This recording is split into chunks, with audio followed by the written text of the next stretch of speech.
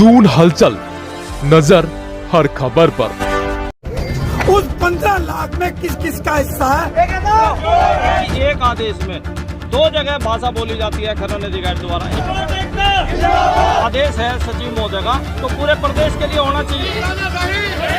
ठेकेदार को नहीं दूंगा, चाहे मेरी जान चली जाए। प्राइवेट आदमी गाड़ी चेक नहीं करेगा। मिली भगत है, मुख्यमंत्री जी से मिलेंगे, नहीं बात बनेगी तो हाई कोर्ट तक भी जाएंगे।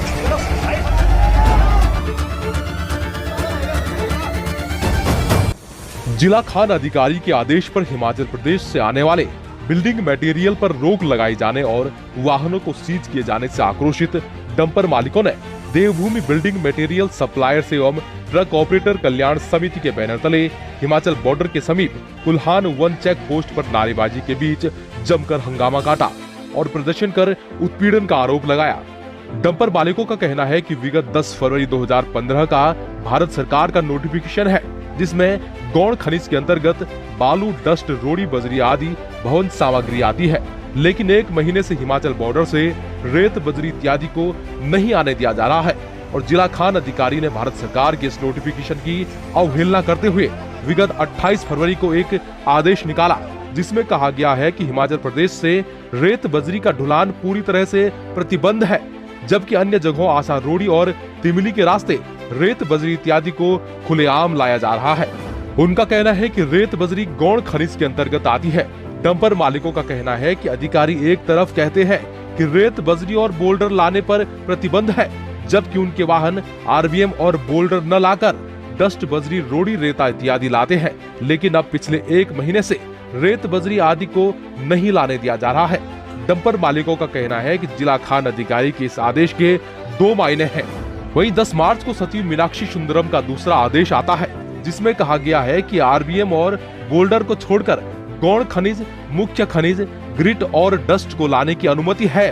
बावजूद इसके हिमाचल बॉर्डर से वाहनों को आने नहीं दिया जा रहा है। उनका ये भी कहना है कि सचिव का आदेश पूरे प्रदेश के लिए होना चाहिए, जबकि केवल हिमाचल बॉर्डर पर ही प्रतिबंध लगाया जा रहा है। इससे साफ जाहिर होता है कि सब कुछ मिली भगत कर एक पट्टा धारक को लाभ पहुंचाने के लिए ऐसा किया जा रहा है। डंपर मालिकों का ये भी आरोप है कि वन विभाग के अधिकारी अपने कर्मचारियों से वाहनों की चेकिंग न कराकर प्राइवेट व्यक्तियों से चेकिंग करा रहे हैं, जो कि सरासर गलत है। उनका कहना है कि यदि उनके वाहन प्रतिबंध खनिज को हिमाचल बॉर्डर से लाते हैं तो वे दोषी हैं, लेकिन यदि गौण खनिज के अंतर्गत रेत, बजरी, डस्ट आदि आती है तो उन्हें परेशान न किया जाए।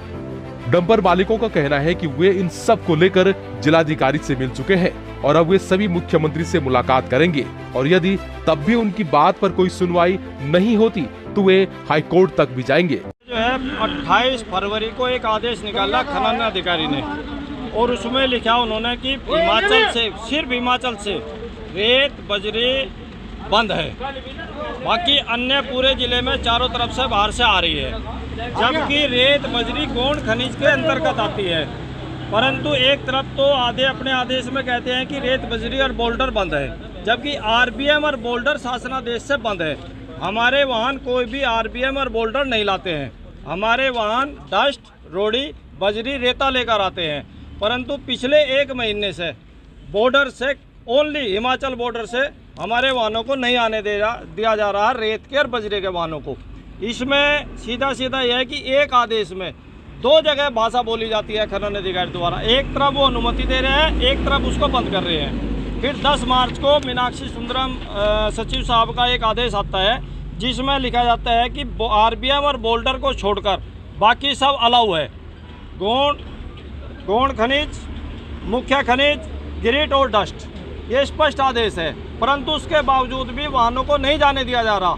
तो फिर यदि आदेश है सचिव महोदय का तो पूरे प्रदेश के लिए होना चाहिए, एक ओनली बॉर्डर के लिए क्यों है, या फिर हिमाचल बॉर्डर, वो भी ओनली हिमाचल बॉर्डर के लिए। तो ये कहीं ना कहीं ये दिखाता है कि इसमें कुछ न कुछ कहीं मिली भगत है, पर्टिकुलर एक व्यक्तिगत आदमी को बेनिफिट देने के लिए।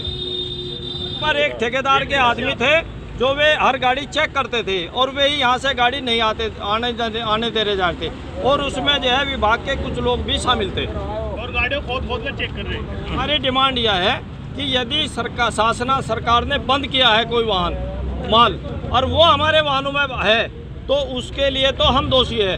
परंतु जब खनिज गौण खनिज के अंतर्गत बजरी आती है, रेता आता है, बजरी डस्ट आती है, उनको अनावश्यक परेशान ना किया जाए। और सचिव महोदय का यदि आदेश होगा तो पूरे प्रदेश के लिए लागू होगा, न कि एक हिमाचल बॉर्डर के लिए। फिर पूरे प्रदेश में लागू करो इस ऑर्डर को। इसके लिए हम जो है अभी जो है डीएम साहब से भी मिले थे व्यक्तिगत तौर पे, उसके बाद मुख्यमंत्री जी से मिलेंगे, नहीं बात बनेगी तो हाई कोर्ट तक भी जाएंगे। डंपर मालिकों का कहना है कि कुछ लोग मुख्यमंत्री के नाम पर नदियों में ठेकेदारी कर रहे हैं, जिससे उनकी छवि भी खराब हो रही है। उनका कहना है कि क्रशर से प्रोसेसिंग होकर आने वाला मटेरियल हिमाचल बॉर्डर से नहीं आ सकता, जबकि जीएसटी देकर कहीं से भी कोई भी माल लाया जा सकता है। डंपर मालिकों का आरोप है कि पट्टा धारक की पहुंच ऊपर तक है, जिसका फायदा उठाकर उसने एक आदेश भी पारित करा लिया कि क्रशर से प्रोसेसिंग होकर आने वाला मटेरियल हिमाचल बॉर्डर से नहीं आ सकता, जबकि वही मटेरियल पट्टा धारक के रवन्ने पर नदी के रास्ते लाया जा सकता है, जो कि सरासर गलत है। उनका ये भी आरोप है कि इस घालमेल में एक ही रात में लाखों रुपए के वारे न्यारे किए जा रहे हैं। देखिए, मामला कुछ नहीं है, मामला बहुत कुछ है। लोग बाग माननीय मुख्यमंत्री के नाम पर आज नदी में ठेकेदारी कर रहे हैं, और ठेकेदारी का आलम यह है, उसने ये कहा कि पिली बजरी वॉशिंग सैंड जो मेटेरियल क्रशर का है, जो क्रशिंग का प्रोसेस का है, वो बॉर्डर के रास्ते नहीं आएगा। लोगों ने कहा कि आज के दौर में जब हम लोग CGST पेड कर रहे हैं तो हिंदुस्तान में कहीं से भी कोई भी चीज़ लेके आ सकते हैं।